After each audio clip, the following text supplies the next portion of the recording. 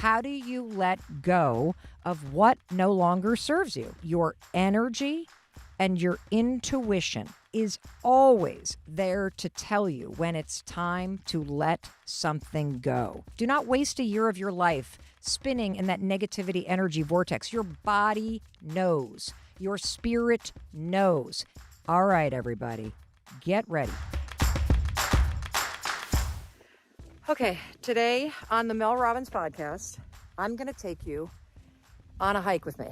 The theme that is hitting me today, because it's a crisp fall day, is how the trees around us here in southern Vermont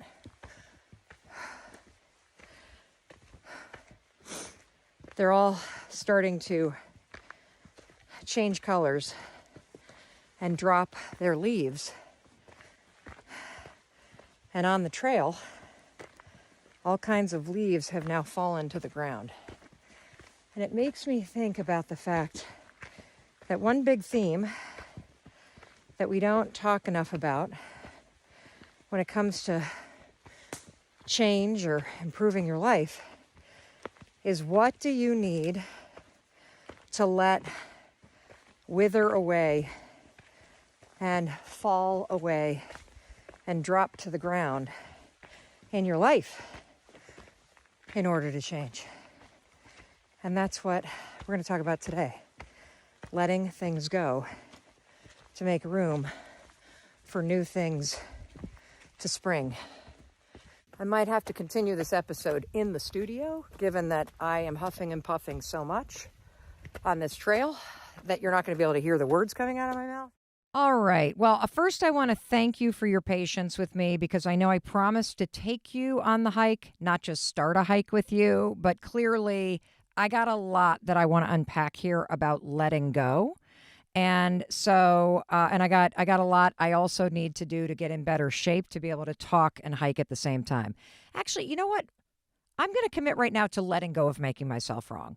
Good job, Mel Robbins, for getting out there. Good job for trying out an episode where I would be walking and talking and recording it on my iPhone. And good job for having the presence of mind to realize it would be a better listening experience for you and a better experience for me to unpack this really important topic of letting go.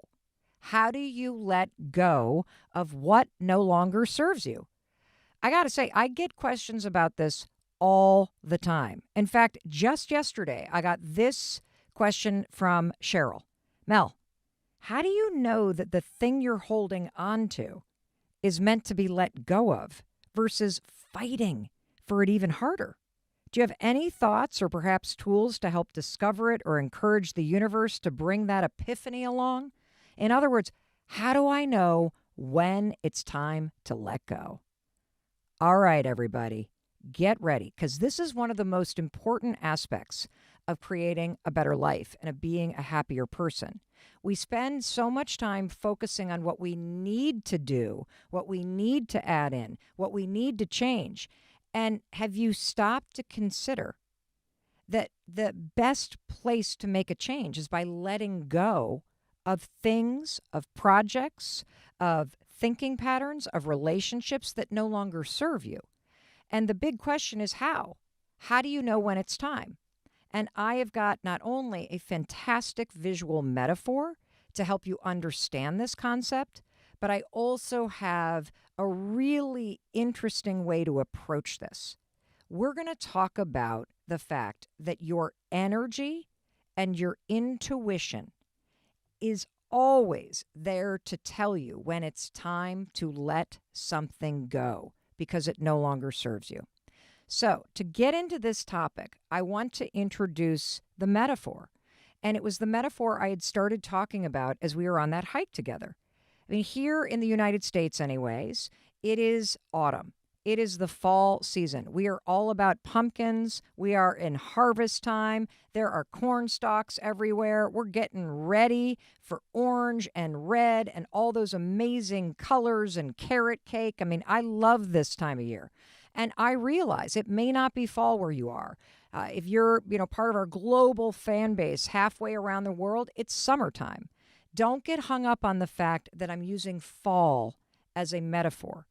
I personally believe whenever it is that you are listening to this episode, even if it's 2 years from now, you're listening to this right now because you are meant to hear it right now, because there is a new season that needs to start in your life, and that's going to require you to let go of things that no longer serve you. And so let's talk about the metaphor of what happens to a tree when the fall season hits. And in researching this for you, because, it's one thing to just kind of tell you a metaphor. It's another thing to really understand it and explain it. This was fascinating. I know we learned about chlorophyll and fall and the life cycle of a tree in elementary school, but I had forgotten most of this stuff. So check this out. The reason why a tree has leaves is because the tree needs energy to survive. It needs energy to grow. And the leaves have a very particular purpose. The leaves are there to take the sunlight and convert it to energy so that the tree can grow. And in exchange, the tree gives a ton of water back to these leaves. I mean, this process of the leaves sprouting and the leaves growing and the leaves taking its surface area and converting the sun into energy so the tree can go from a tiny little acorn to a mighty oak, that is a lot of energy. And there's this reciprocal nature to the relationship that a tree has to its leaves, because the tree has to bring in tons of water in order to fuel this energy exchange. And here's the reason why leaves fall off a tree. In the middle of winter, at least here in the United States, when the ground is frozen and snowpack is on top, there is no water for the tree. And if those leaves with their big flat surface were to stay on that tree through winter, the leaves would kill the tree. It would suck the tree dry of all the water that it needs. An interesting thing about fall is that, we look at the leaves turning, and we look at the leaves dropping gently and falling down to the ground as this beautiful thing that happens. This natural thing that happens. It's so lovely. It's just wonderful. Isn't this delightful? Do you want to know that this is almost like a violent act? That the trees are pushing those leaves off its branches. The tree is basically going, yo, if you are hanging around on my branches through the wintertime, you are going to suck me dry of all my energy. I am going to die if you don't get off my freaking branches. The tree literally pushes them, ejects them, kicks them out of their life. Why? Because there is no reciprocal energy exchange that can happen during the winter. The tree has to conserve its energy to survive. And after the winter season, once those leaves are gone and the tree can conserve its energy instead of giving it all to that leaf while killing itself. I bet you got areas of your life where you're giving all your energy into a relationship or into your work or into some stupid thinking pattern that you've been doing for years that makes you feel bad. You put all your energy in one direction. You get nothing in return. That's what fall is for a tree. The fall season for a tree is, thank you very much for spring and summer. You were amazing. This relationship between the leaf and the tree, this was reciprocal. You got energy from me. I got energy from you. Bada bing, bada boom. And then all of a sudden, boom. This is a one-way thing. And if I hold on to these leaves, I'm going to die. I'm going to die. And I'm bringing that metaphor and that visual and that documented point of view that this isn't just some lovely thing where the leaves, change colors and it's so beautiful and now we all drink a pumpkin spice latte. That's not what this is. This is a tree's survival. This is about energy. This is about the fact that in order to grow, in order to be strong, to be the best you got to surround yourself with relationships and work and projects and friendships and habits where there is an equal reciprocal exchange that you give and you get in return. And that's where we're going to start when it comes to how I want you to think about this concept of letting go. We're going to talk about how to identify that moment when there is no longer that energy exchange, that there is something that has become a complete energy suck.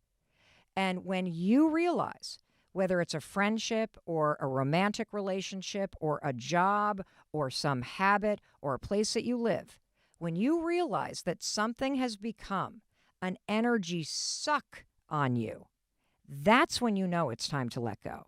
That's when you know, like that tree, that you better kick that thing off your branches because it's hanging on to you or you're holding on to it. And if you keep doing that, what will happen? And you've had this happen in your life where you've held on to things for too long, where you refuse to let things go. And what did it do? It sucked you dry. It sucked you dry of your energy. It sucked you dry of your vitality. It made you feel depleted. Instead of those leaves or that project or that person withering away and falling to the ground so that you could regain your strength, so that you could step into a new season of your life, no, you gave it all to them. You held on for too long. Well, guess what? That's not happening anymore. Because what we're going to talk about when we come back from a short word from our sponsors, which I want you to listen to, because by the way, our sponsors, they're the reason why I can show up twice a week. There is a reciprocal exchange between us. They literally pay for this show, which is why I'm so enthusiastic about it, so we can put this out there around the world for free. So I want to give an energy exchange back to the amazing sponsors of the Mel Robbins podcast. Take a listen. We're going to be right back, because we're going to now talk about in detail, what do I mean by reciprocal energy exchange? And where are the major areas in your life where you tend to start to have this be a one-way thing, where you're given all the energy and you're the one that's depleted and dry? All right, I'll be right back. You hang on to my branches. We're not done yet. It's really green right now, which means these trees are holding on to it. Chlorophyll. That chlorophyll is coming through, but in literally a matter of days, the green is going to leave those leaves, yellow, orange, red, brown, purple. It's going to take over, and those leaves will have served their purpose, and they will all of a sudden wither away and fall to the ground. That was Mel Robbins, your friend who has a degree in botany. No, just kidding. I want to touch on one point from what I said on the trail before we get into this energy exchange and how you're going to use your intuition and the fact that you deserve to have an exchange, a reciprocal nature to what you give and what you receive back from it. I want to talk about one thing that I said, which is the leaves served their purpose. When the leaves are green, the leaves are bringing energy to the tree, and the tree is returning energy in the form of water. The reason why the leaves start to change is because the tree starts to pull back. The tree starts pulling back on the amount of water that it is sending to the leaves. The tree is starting to let go. The leaf no longer serves a purpose. And this is an important thing to say, because so often we have trouble letting go of friendships, of habits, of jobs, of, for me, where I lived and raised our kids for 26 years. We recently sold our home, and by God, I held on to that for probably 2 years longer than we needed to because I had trouble letting go. But what I want you to focus on is that when something has a purpose in your life, that's an amazing thing.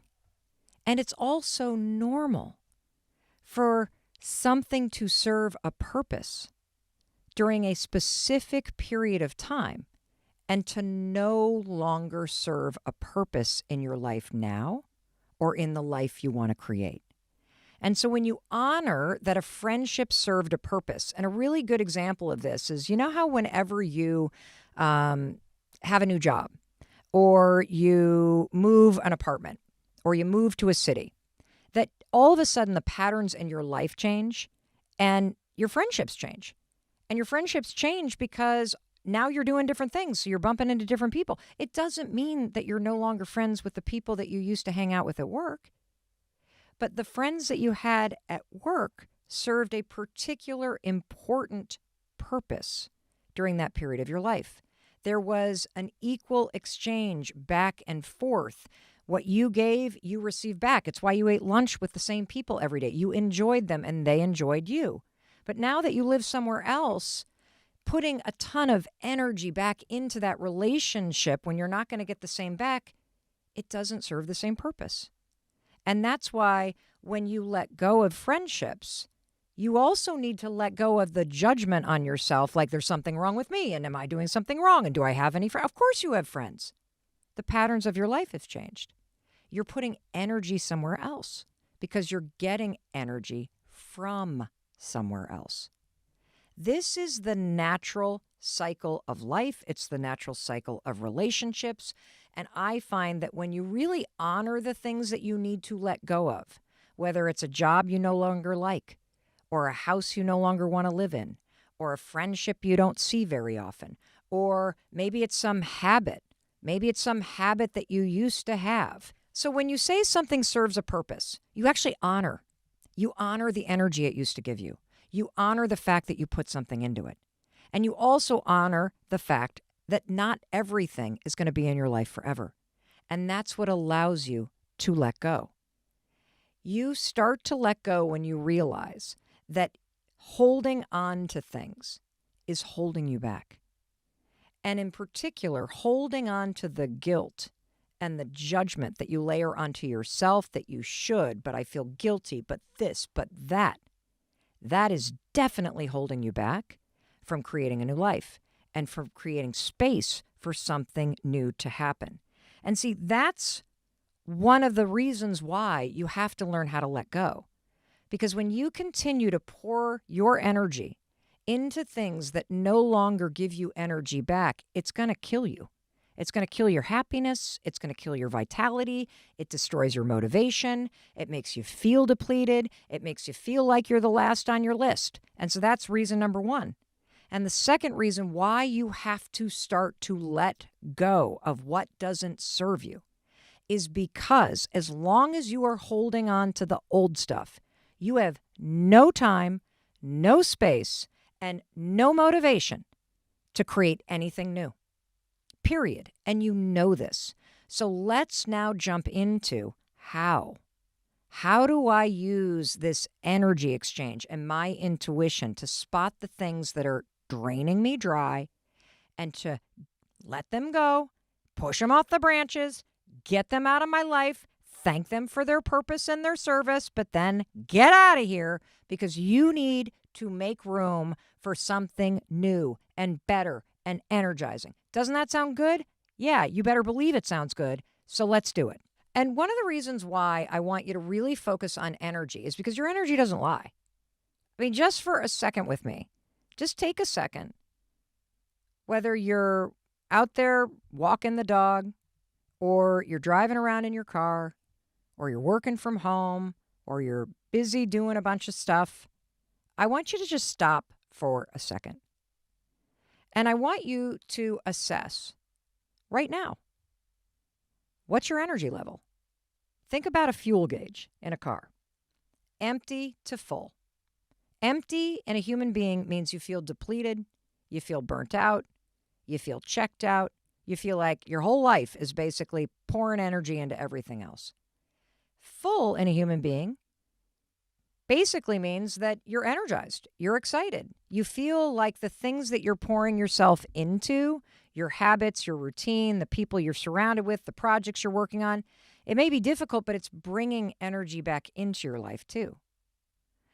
Your energy never lies. We are energetic human beings. And I know that sounds woo-woo. We can get into the neuroscience on that on a totally different episode, but let me prove it to you. Have you ever walked into, say, a coffee shop, and the person that is behind the counter is having the world's worst day? They are super grumpy. It doesn't matter how big your smile is. It doesn't matter how nice you are. They are like, that energy actually impacts you, just like your positive energy can impact somebody else. Energy is contagious. And most importantly, when you hang out with your friend Mel Robbins, I'm going to teach you to start to pay attention to it, and I'm going to teach you to trust it, because energy is also tied to intuition. And we're going to get into this tool of how do you assess, is something giving me positive energy? Is something giving me negative energy? Is this a relationship that is one way, or is this something that gives me something in return? That is the tool we're going to talk about today. And what if the very next morning you walk into the coffee shop and you're having a bad day? Like one of your pets is really sick and it just is really bumming you out and you're feeling really low. And the person behind the counter is just the nicest person on the planet. And they look you in the eyes and they give you a big smile and they are really cheery and they compliment you. And they maybe even ask you, hey, how you doing? You're like, I'm not doing so great. Oh, I'm really sorry. Coffee's on me. How do you feel? You feel better because they poured their positive energy into you and that lifted you up. Energy is contagious. It also always tells the truth. It's like a compass. In fact, a compass runs on magnetic energy. That's why a compass always points true north. It never lies. Your energy doesn't lie either. It's why you feel kind of off around certain people. It's why if somebody texts you and you don't like them, you're like, ugh. But if you like the person, you're like, oh, yeah, cool. Energy never lies. So let's talk about how we're going to use it, okay? So I'm going to break the topic of letting go into two different types of situations. And in each one, I'm going to explain how to use energy and paying attention to the energy inside you, both that you're giving, that you're feeling, and that you're receiving back, in order to know when it's time to let go. So situation number one is super easy. And this is typically when it has to do with things or projects or a job or somebody who's like really, really engaging in toxic behavior. Okay? This is the easy stuff. This is when you have a flood of negativity around something. And I'm going to give you a bunch of examples of this, okay? So we all have a pair of pants that we're holding on to from high school or before we were pregnant or whenever that we can't freaking fit into. When you stare at those things, you're reminded that you can't fit in them. When you try to wiggle them on, especially after a shower, you feel terrible about yourself. That is something that is an example. You need to let go of that. That job that you walk into where there is a pit in your stomach and you gripe about it to your friends and you spend all this energy pouring into why you hate it and resist it, you need to find another job. That friend that does nothing but gossip and roll their eyes and drag you down and literally is such a bad influence on you, you need to let them go. And what does that mean? Well, that depends on you. Donate the pants for sure. Start redirecting your energy from complaining about your job to directing energy to looking for a new one. I mean, just imagine. That's the other thing about this. Do you know how much energy and time and effort you waste focusing on resistance and complaining? If you were to just stop complaining for a day about something that gives you negative energy, like your job or your parents or your boyfriend or your girlfriend or your roommates, what if you stopped complaining? Because that's negative energy pouring out, and you directed that same effort towards something positive, like fixing it or letting it go and creating something new that makes you feel good.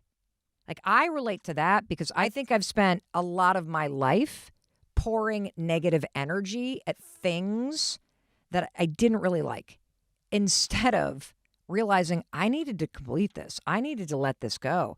The roommate served a purpose 2 years ago. Not a fit right now, and that's okay.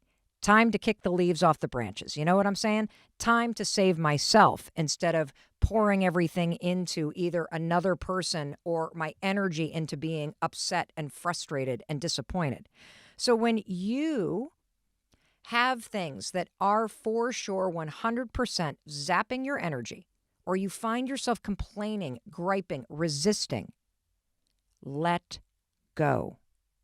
And you can do that in two ways. Obviously, donate, throw out, delete is one. The other one is take all that negative resistance that you feel in you that churns and pour it into something positive. If you can't quit your job, for example, because you need to pay the bills, no problem. Instead of complaining, instead of feeling resistance, spend 30 minutes every morning before you go to work looking for a new one. Or spend 30 minutes every morning pouring positive energy into a hobby or a project or a side hustle that brings you positive energy. And when you start to do that, you start to lift yourself up because you are now getting this reciprocal exchange by pouring energy and attention into something new and something positive. And that's going to lift you up. And by the way, that will also change your experience of that current job that you hate. I know this because I've done it. I remember being right out of, let's see, how old was I? I was 30 years old. I was pregnant with our daughter, who's now 23. And we had moved to Boston from New York City, where I had been a public defender. And I loved that job working for legal aid. And so we moved to Boston. I do not have a license to practice in Massachusetts, so I could not work for the public defender's office. I have to take the bar, but I've got bills to pay. So I get a job in this huge law firm. And working in a law firm is the exact opposite of being a public defender. When I worked in New York City for legal aid, I was in court 5 days a week from 8 o'clock in the morning till 5 o'clock in the afternoon. That was my job. I was on my feet. I was, negotiating plea deals. I was talking to witnesses and police officers and judges and going to clients, going to Rikers, all of it. When you get a job in a large law firm, you literally go into a high rise and sit in an office and write all day. It was the exact opposite of what I am wired to do. I knew the moment I got that job that I was going to hate it. And for a year, I would get on the commuter rail and I would commute in for 45 minutes and then I would get off the commuter rail and I would clomp over to the building and then I would get in the elevator and then I would take the elevator up to the 23rd floor and then I'd clomp. I'd go into my office and shut the door. And from the moment I woke up every morning, I felt depleted. The closer I got to that office as that train clunk, clunk, clunk, clunk down the tracks towards Boston, the more resistance I felt. I got nothing in return from that job. Yes, I got a paycheck and I needed it, so it served a purpose. But I was getting nothing of value back. Because when I looked at the partners in the law firm, I knew damn well that's not the life I wanted. I knew that this was not a fit for me. But I'll tell you, I made the mistake that everybody makes. Instead of recognizing that that's how I felt, instead of channeling all of that angst and resistance and into looking for something else, I sat there miserable and I felt depleted and I felt awful. And I'm going to confess this to you. I didn't even take the advice then. You know what happened to me? I got pregnant and I had a baby and I went on maternity leave.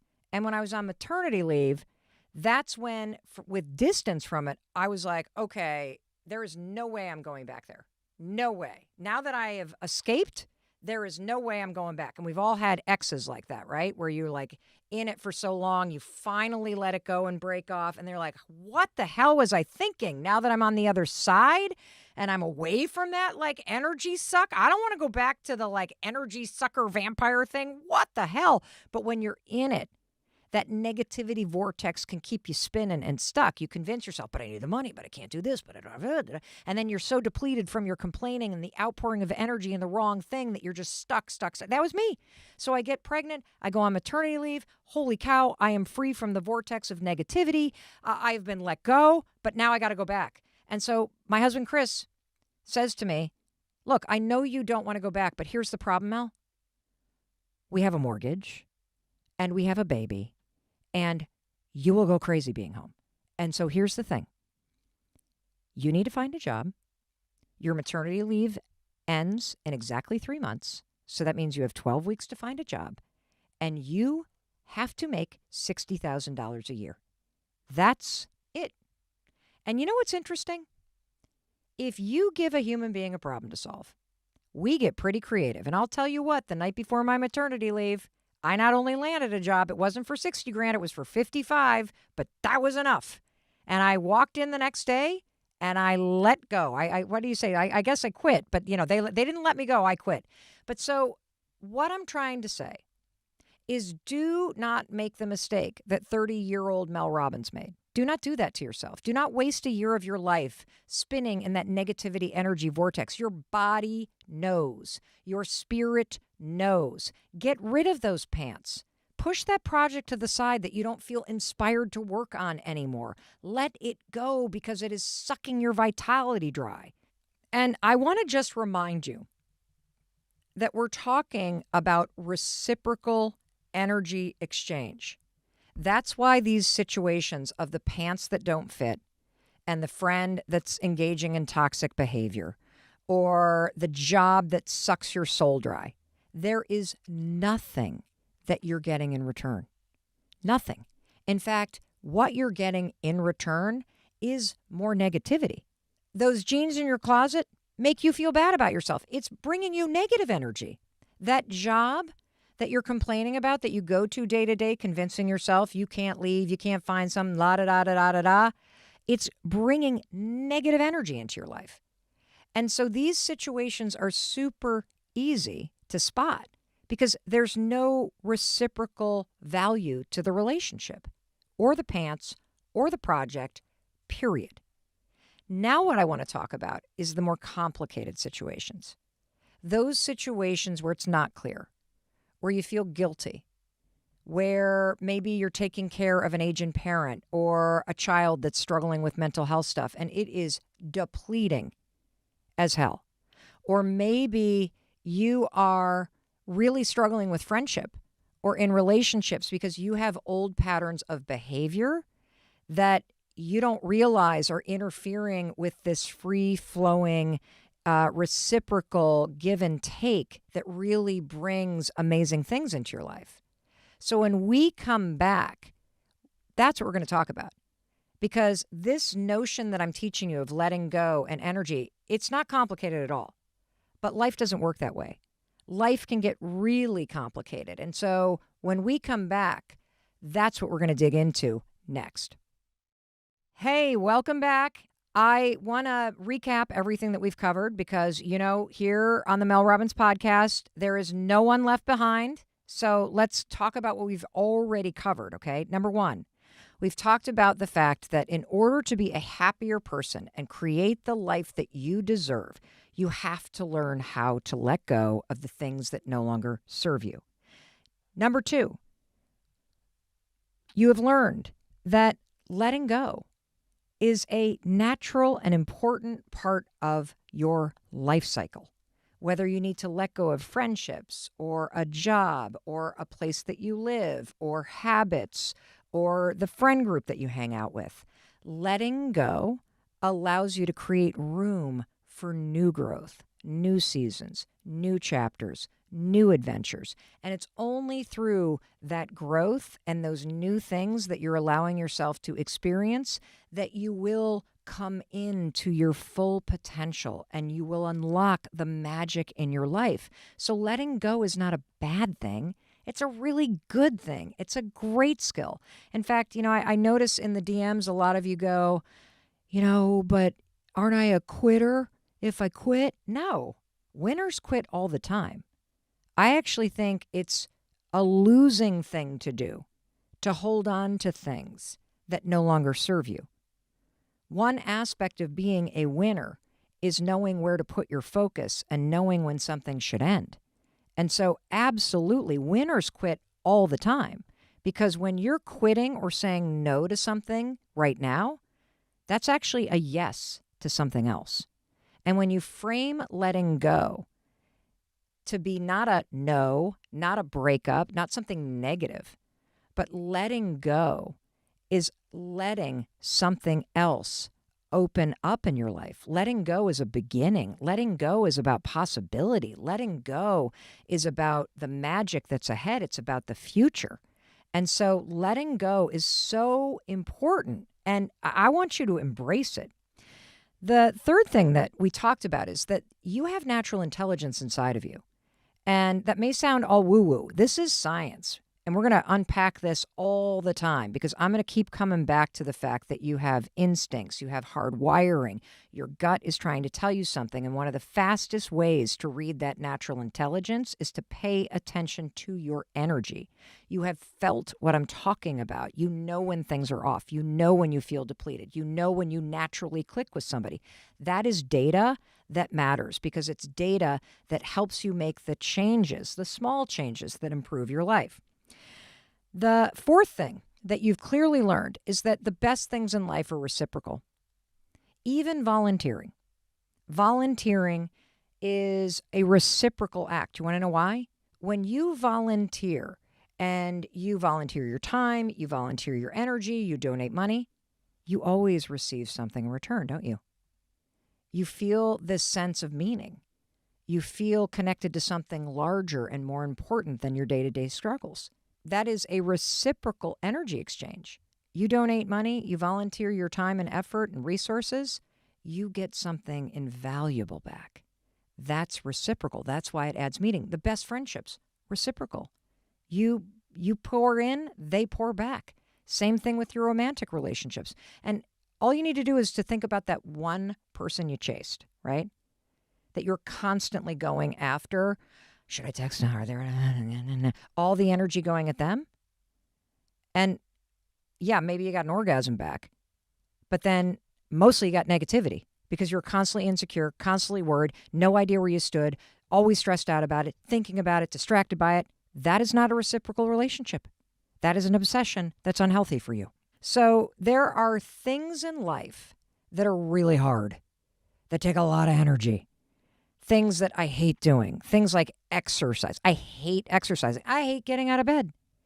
But once I push through that resistance, right? You learned all about this in the episode called Motivation is Garbage. Once you get the activation energy and you do the thing, what happens after you exercise? You get a reciprocal return of positive energy. You feel great about yourself. The same thing's true about my husband who doesn't drink right now. It takes a lot of effort.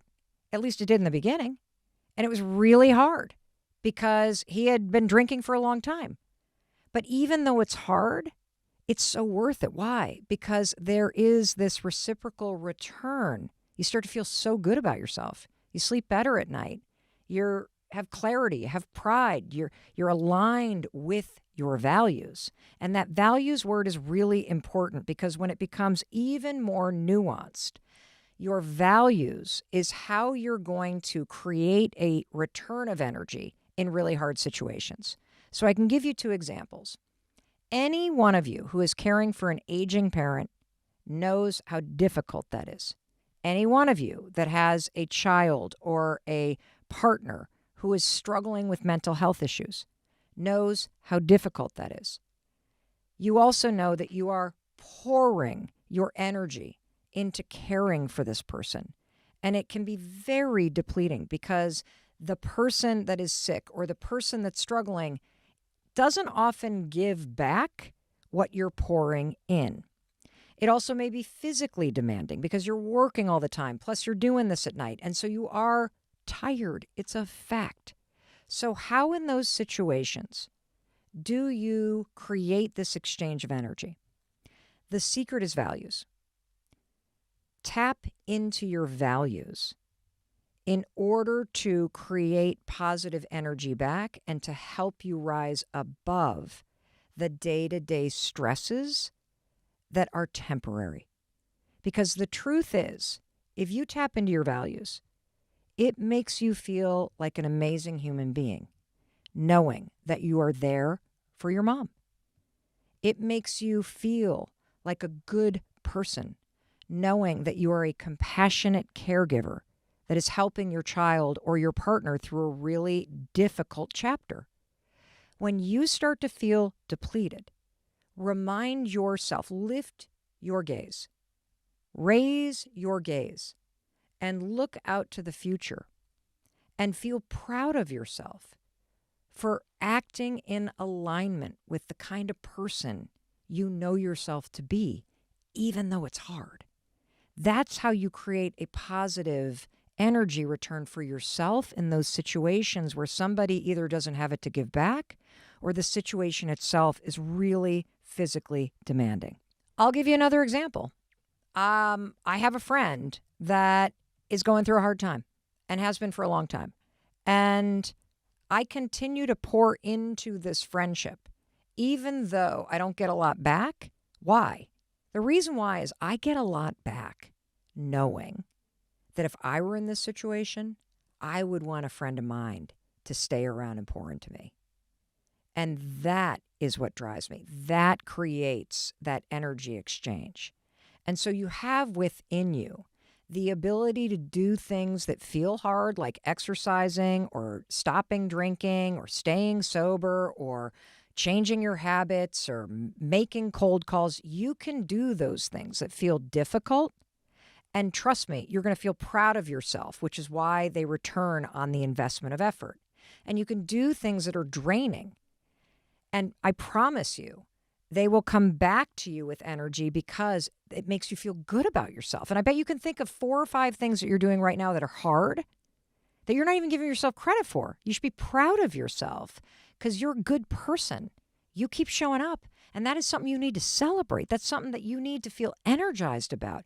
And in those times when it gets really hard, remind yourself, this too shall pass.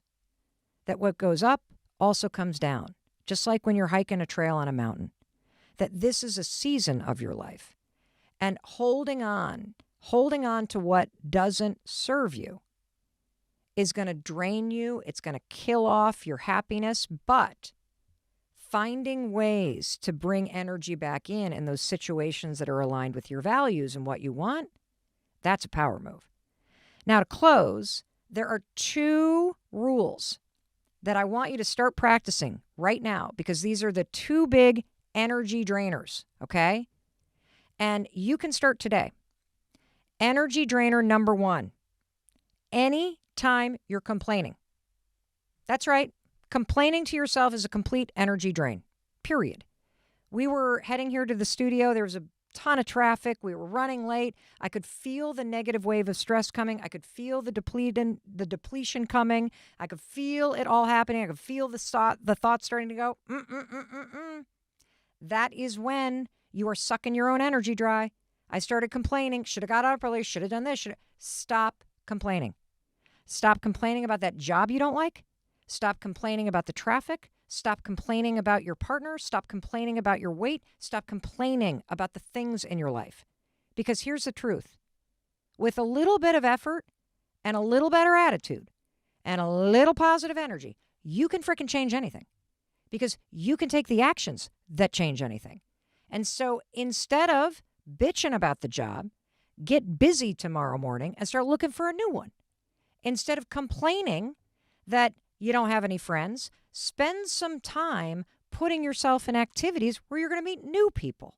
This is so important. Anywhere in your life where you are complaining, you are your own energy drain because you are pouring negative energy at something instead of redirecting that same effort and attitude and just into something positive. So that's rule number 1. No complaining. I dare you, try to go 24 hours and not complain about anything today. It's next to impossible. I would love to hear from you if you take this challenge on. Seriously, I would. Just tag me on social media. Tell me how the 24-hour rule is going of no complaining. Rule number 2, stop trying to control other people. Stop it. I was at an event in Las Vegas with my friend, not Las Vegas. I was at an event in Los Angeles with my friend Kathy Heller. And we took a bunch of questions from the audience. And this particular question from one woman, I can't stop thinking about. How do you stop controlling your friends? You stop. That's how you do it. When you catch yourself trying to control someone, and then you let go of the desire to change them, and you redirect all of that angst and energy toward caring, listening, supporting, creating this reciprocal exchange of allowing them to show up exactly as they are, you get connection back. Your attempt to control somebody blocks connection. It blocks the exchange between people. And here's one more thing about letting go when it comes to relationships. Maybe, sometimes, the purpose that some people play in your life is simply to teach you how to let go. Let's go back to the top of Haystack Mountain in southern Vermont, because our friend Mel Robbins, she has huffed and she has puffed, and step by step, she has made it to the top of Haystack Mountain. And there's something interesting about that. It's an example of how putting in the effort, throwing in the energy, and doing things that may be hard. They may be a struggle. They may make you pant and turn bright red in the face. They may make you feel like maybe you can't do this. That's good. That is so good. Because when you push yourself to do something out of your comfort zone, that is positive. And what do you get back? You get back all kinds of positive energy in return. You feel pride. You feel happy. You grow a little bit. You get a great view. And speaking of view, Mel has something that she wants to say to you to wrap this up. The other amazing thing about hiking and being out here in the woods and climbing on top of a mountain is that once you actually get to the top, your whole brain distorts how painful it was to cross the bridge, hike the trail, and go step by step to get where you wanted to go. But it just goes to show you, with just a little bit of consistent effort and an optimistic attitude, inch by inch, step by step, you can make anything happen. Especially if you make room for new things to come into your life. I can't wait to hear what you've been inspired to let go of in this season.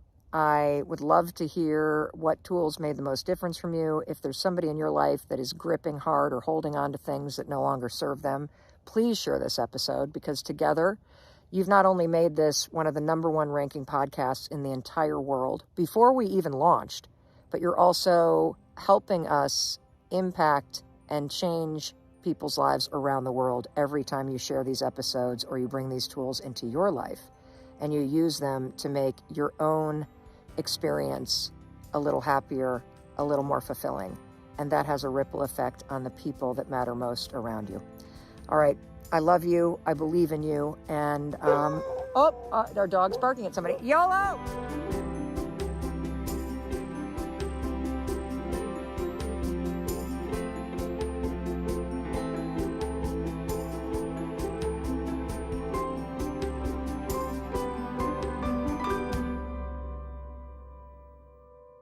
Hey, it's Mel. Thank you so much for being here. If you enjoyed that video, by God, please subscribe, because I don't want you to miss a thing. Thank you so much for being here. We've got so much amazing stuff coming. Thank you so much for sending this stuff to your friends and your family. I love you. We create these videos for you, so make sure you subscribe. Mwah.